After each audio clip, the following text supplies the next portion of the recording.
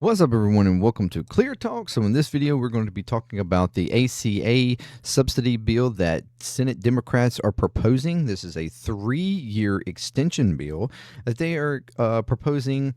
And so we're going to talk about, what this means and whether or not it's going to go anywhere.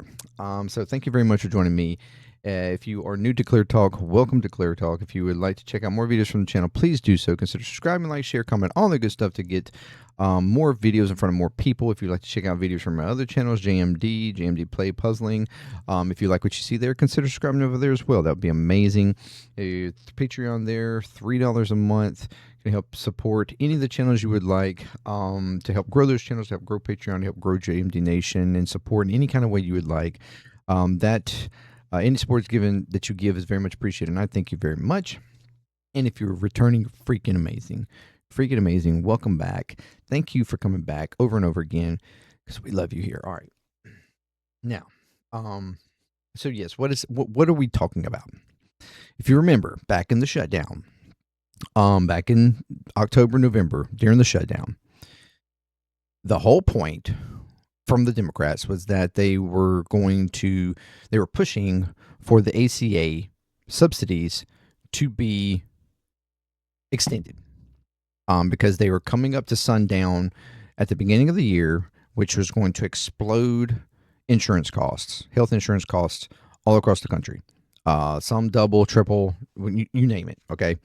And this whole thing, that was their whole push. That was the reason why they were fighting so hard to not allow that the shutdown to end, because they wanted those subsidies to be put in place.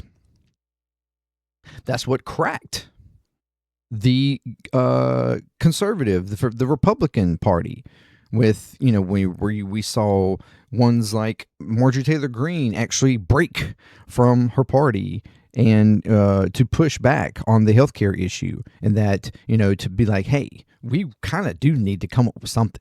Like, if we're not going to come up with something, then we need to make sure that these pass until we can at least come up with something. Like, even someone as insane and crazy as Marjorie Taylor Greene figured that out.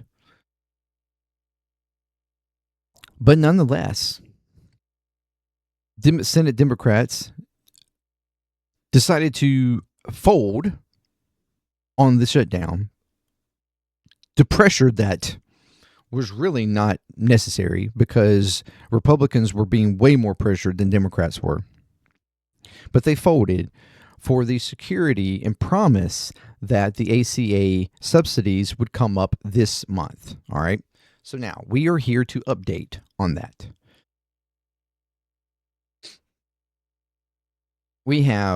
Here's from the Washington Examiner. Senate Democrats settle on 3-year Obamacare subsidy bill, drawing GOP jeers.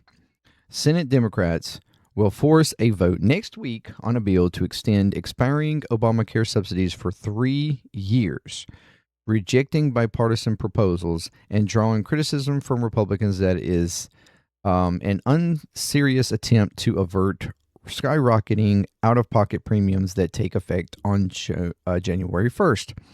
The legislation, which is expected to receive a vote on December the 11th as part of a bipartisan deal last month to end the government shutdown, is likely to garner only Democratic support and fall well short of the 60-vote filibuster threshold to pass. But it will offer Democrats their latest healthcare messaging opportunity ahead of the 2026 midterm elections. It remained unclear whether Republicans, who said Democrats settled on a measure designed to fail, would counter-program or offer an alternative bill to address healthcare costs. The pandemic-era enhanced subsidies will expire at the end of the year. Any Republican who claims to care about premium increases on January 1st has only one realistic path, and that's to support our bill for a simple, clean 3-year extension. I have to give it to Schumer on this one, that this messaging in play is, he's trolling the Republican Party. He's trolling the GOP. because of their simple, clean, bill last for the shutdown. That they acted, that was their whole like messaging. It's simple, it's clean, it's a clean bill, continuation bill. I have to give it to him as much as I can't stand him, and as weak as he tends to be. This is kind of clever.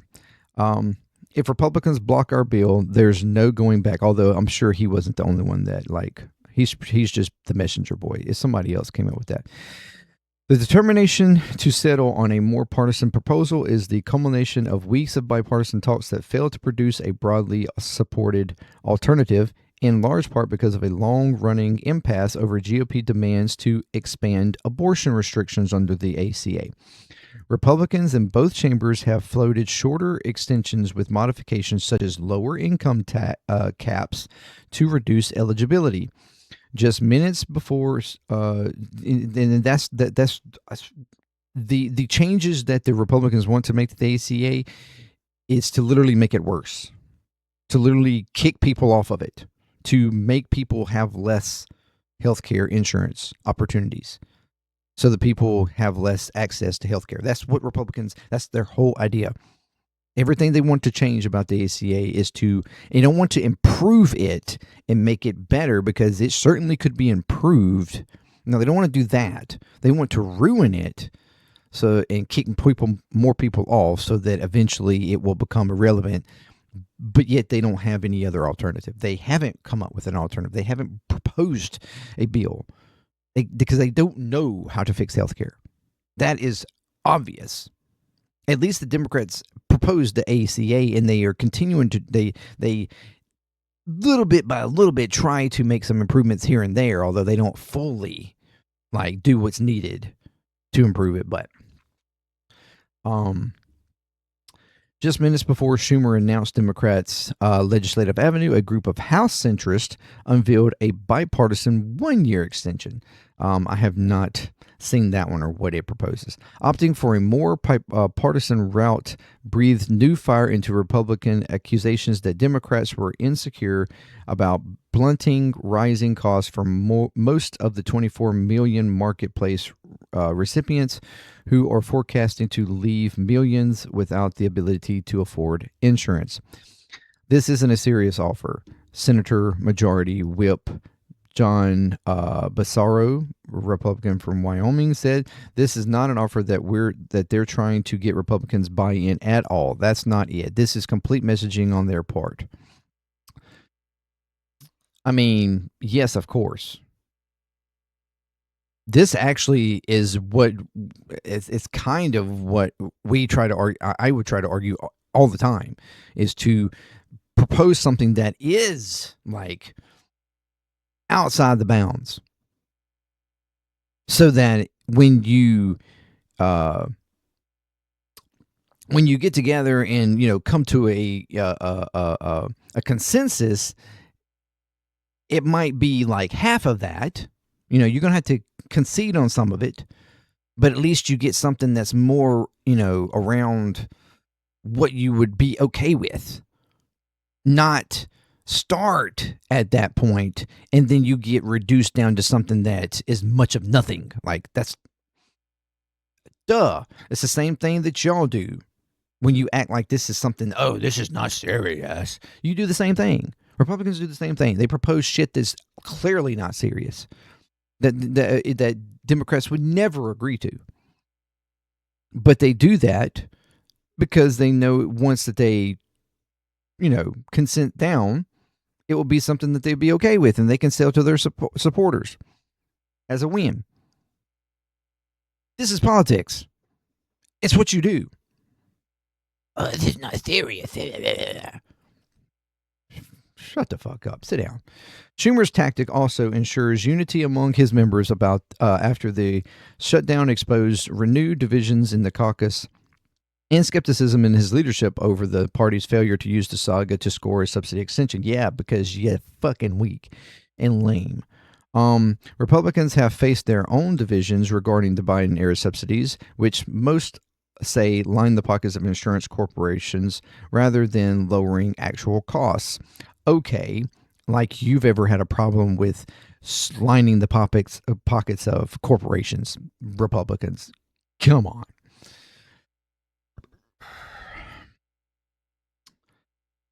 Okay, then propose something, for fuck's sakes.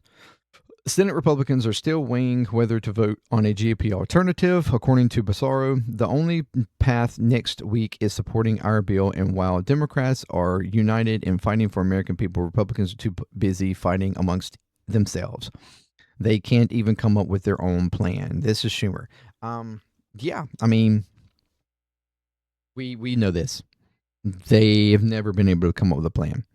And everything that Trump throws out there doesn't have any support and doesn't make much sense and is like questionable on how it would even work and what good it would even do. Let's just give money directly to the people. Okay, well, how does that actually fix anything?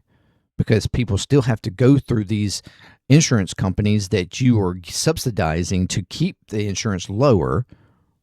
If you're not subsidizing them, then their cost is going to go up. So giving the money directly to the people is not going to help, because the money that you're saying that you're going to give to the people is not going to be enough to fucking pay for it. It's not even going to be a fraction of what they're going to charge, because then they'll be willing to charge whatever the fuck they want.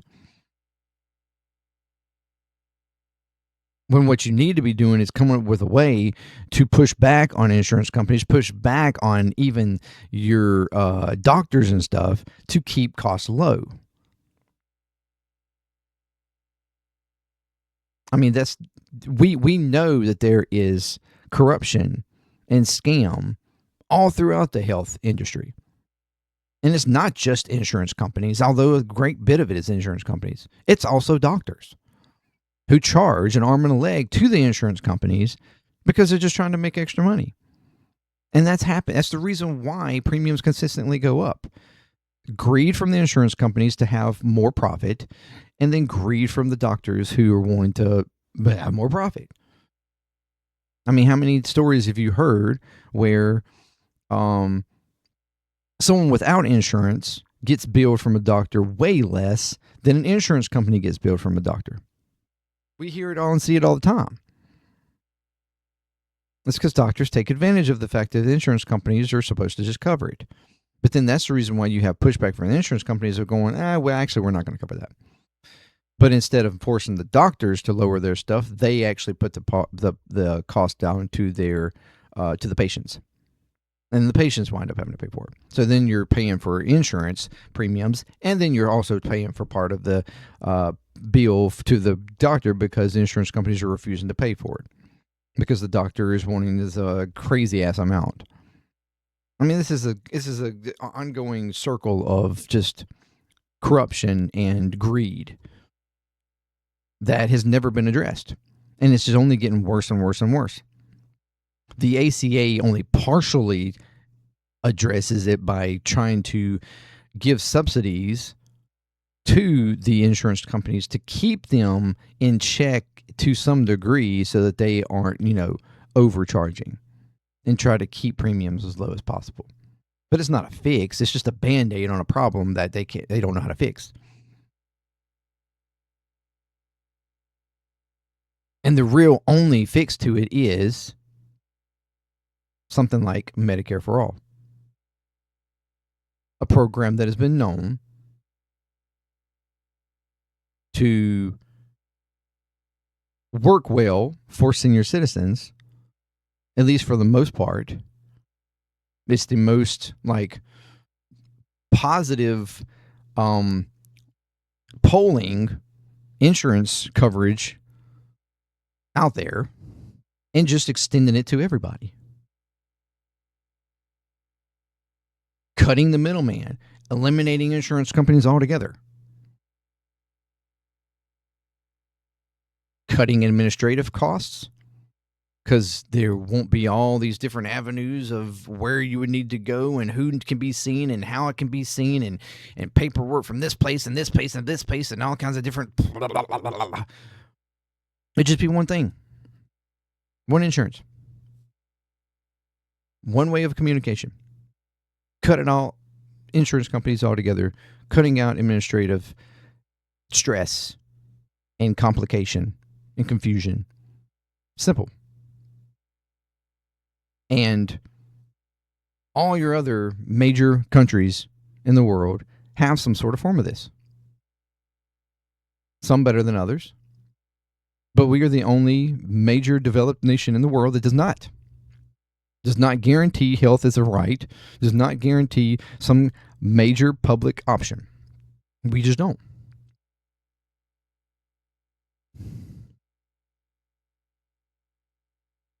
But they don't want that. They don't want to truly fix it. Because then they won't have money lining their pockets and lining the pockets of their donors, which they have a lot of in the health system. That helps them stay elected.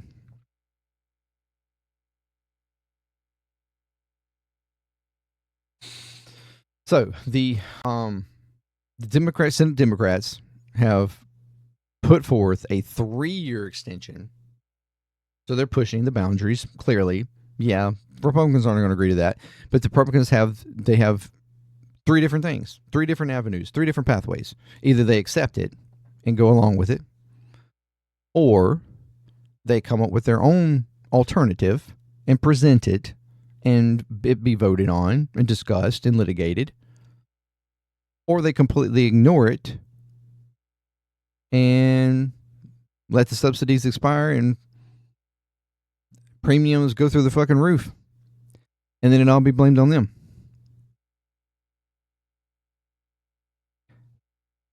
So Schumer and the Democrats are banking on the Republicans not wanting that, and at the very least proposing something. But if they had something to propose, then they would have already proposed it. And they literally don't have anything to propose. And that's also something I think that they're trying to bank on, is that they don't have anything to propose, so they would have to be forced to just accept it. Or just accept a reduced version of it. Maybe not 3 years, but maybe 1 year. Until we can figure out something else.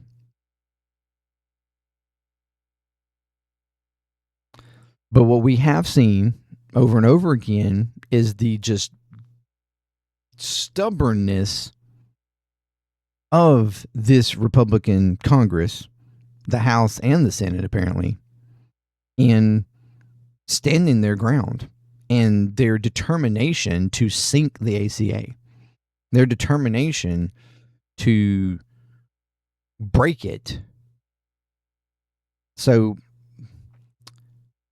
I'm not completely convinced that this tactic or this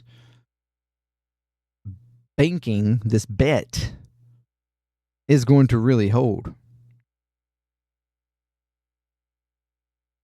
I'm almost willing I am almost willing to say that a lot of these Republicans are willing to let it sink, are willing to let the subsidies go expired, are willing to let the insurance premiums skyrocket. And then somehow twist it in a way to be like, see, it doesn't fix anything. We need to propose something that actually will fix, and here's something, and then, months down the line or whatever, they'll throw out a bunch of things. They'll let Trump throw out some things. They'll throw out some things. And they'll ultimately not come up with anything. And all the time, we will be just continuously suffer. Or they'll say that, hey, we've helped you on this, this, and this, and this. All their claims of reducing prices on stuff that actually are not reduced anywhere. And they'll make those claims and be like, you're better off. You can afford this because we've lowered your prices on all this. When all along, everything is up and we'll just be worse off.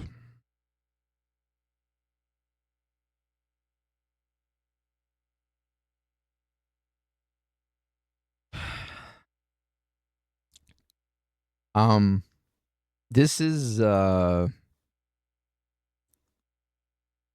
interesting tactic by the Democrats. Something that they, certainly thought, okay, since we're going to let, and that's the reason why they let the shutdown open back up, like end, is like, okay, fine, we're going to let you do this, and then we're going to throw something at you next month, and they're going to the extreme on it. 3-year extension. Yeah, clearly Republicans are not going to agree to that. But they're putting it into in a way where the Republicans have to make a decision. They have to make a decision to either accept it, actually come up with a plan and present it, or risk pissing Americans off all over the world, all over the world, all over the country, and completely tanking the midterms, which they are fighting so hard to hold on to with all this gerrymandering that they're doing. So we'll see what happens. Let me know what you think of what's going on. I mean, yes, it's an interesting tactic. The question is just how determined are the Republicans to sink and ruin the ACA? Are they that hardcore in trying to do so? That's what's left to be seen. Till next time, peace. Clear Talk. I'm out.